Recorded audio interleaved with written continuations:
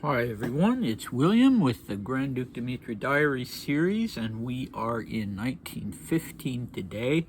I should remark that after having stopped for a couple weeks, I've started posting the link to these videos on my Facebook group, Grand Duke Dmitri Diaries, so check that out if you're on Facebook.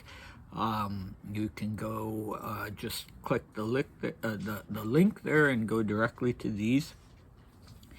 And our recap: in 1935, we had some bewilderment on Dmitri's part at the negative reaction that his Young Russia speech or speeches had brought out in the Russian emigre community in France.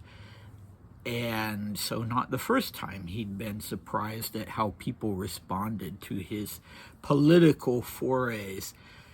In 1915, we had another midnight walk with Cook, and still don't know whether the two of them were just sort of enjoying the being out in nature and lost in their own thoughts, or if they were actually talking to each other. But anyway, that is about to end decisively. Our cast for today, we have Maria, Kuk, and Laming plus Dmitri, so the same foursome as before. It is the 2nd / the 15th of February in Usovo, 1.5 degrees above freezing, overcast, and a little windy, basically the same weather report as we'd had on the 1st of February. Okay, here we go. I got up around 11 o'clock. I'm not feeling bad today. We drank coffee, after which Maria, Cook, and I went to the hill. That pleasure has already begun to bore us, but it's hard to find something else to do here. Then we started messing around and throwing snowballs. It got so wet that was all we could do. We really got into it and went home soaking wet. Lunch was at 1 o'clock, after which Cook departed. He really seemed to regret going. I'm just going to make a note here. Maria and I didn't go outside in the afternoon. First, we took photos of the house and the rooms, and then went to my apartment. I read out loud, and she knitted. Tea was at 5 o'clock, after which we played three-handed bridge, and then I read The Invisible Light.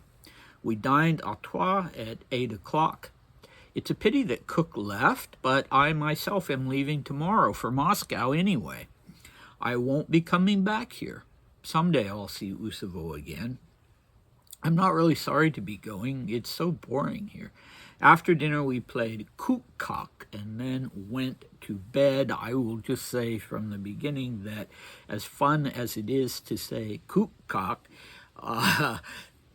there is no clue that I have as to what game this was, and Natasha and Alexandra didn't find out either.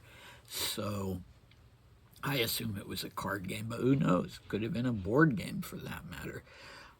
So here we have, after a period of silence on this issue, we have a reference again to Dmitri's health, and he's saying he's not feeling bad. And he will, I think a lot of it, the sense of vague weakness, for instance, was psychosomatic, but he will be having in the near future 2 minor outpatient surgical procedures of an interesting kind. So we'll be seeing that. Yeah, so we're told about Cook, who's now leaving them. Dmitri says he really seemed to regret going. And this is so common for Dmitri throughout the entire body of his writings, that just like he always uses the word surprisingly, he or she was surprisingly nice to me, surprisingly kind to me. He also uses the word seemed or seems.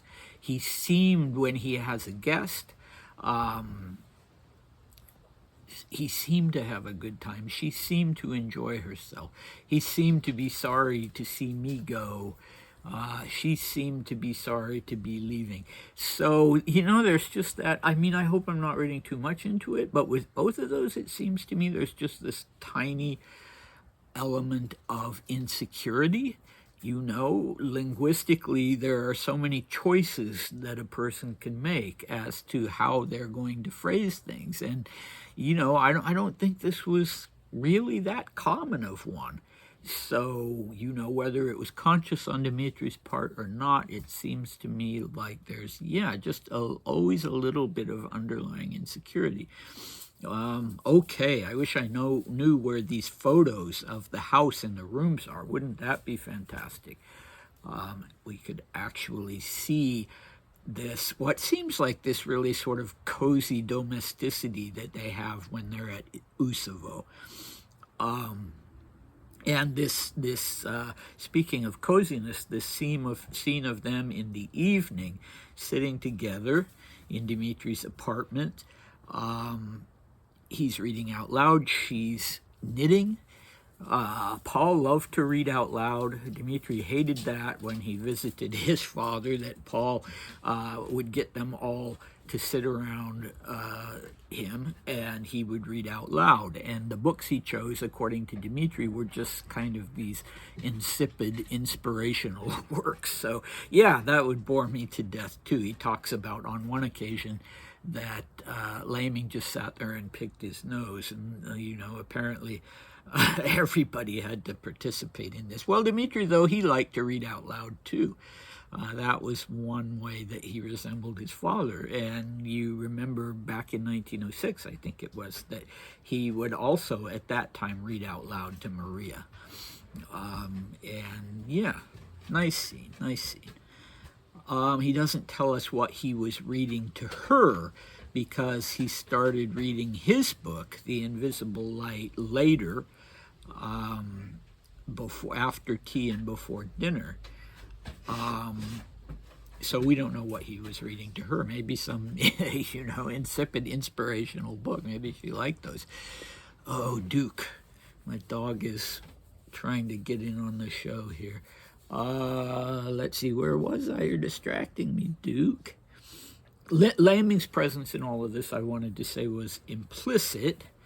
They dined à trois, but we haven't heard from Dmitri for a while now what Laming was contributing to their time here in Usovo. He didn't like to be outdoors doing physical activity. He wasn't going to talk to Dmitri about these occult books that Dmitri was reading. The only time he was really being mentioned is when they were playing chess, and apparently Laming beat Dmitri at every single game. Okay. Then he towards the end of the diary entry, someday I'll see Usovo again. I won't be coming back here. Someday I'll see Usovo again. Well, did he? I'm not at all sure that he did. There is no diary for 1916. In 1917, Dmitri refers to that volume of diaries, but I think at some point he destroyed it. Probably primarily because of the Rasputin assassination and the conspiracy that led up to it. Seems like he just destroyed the whole thing. So we don't know if he sees Usovo again. He very nearly saw Usovo again because the story was that Nicholas was going to recall him from Persia in early 1917 and confine him to Usovo as his place of residence for God knows how long. Anyway, that didn't happen. Yes, as I said, Kuk-Kak I have no idea about.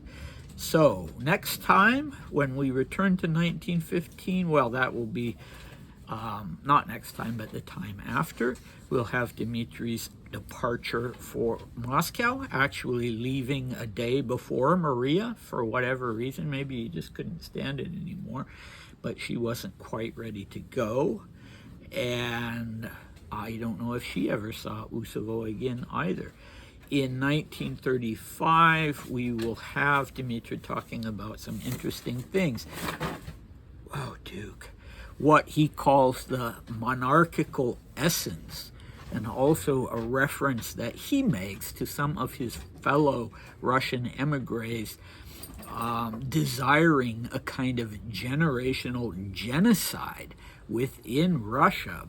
Boy, you know, he must have heard somebody say that. I wouldn't think that it had been a very extensive, you know, desire among the emigres. So you'll see, you know, what he's talking about with that, what I'm talking about that when I say that he refers to that. All right, so come back, and I'll see you next time. Bye.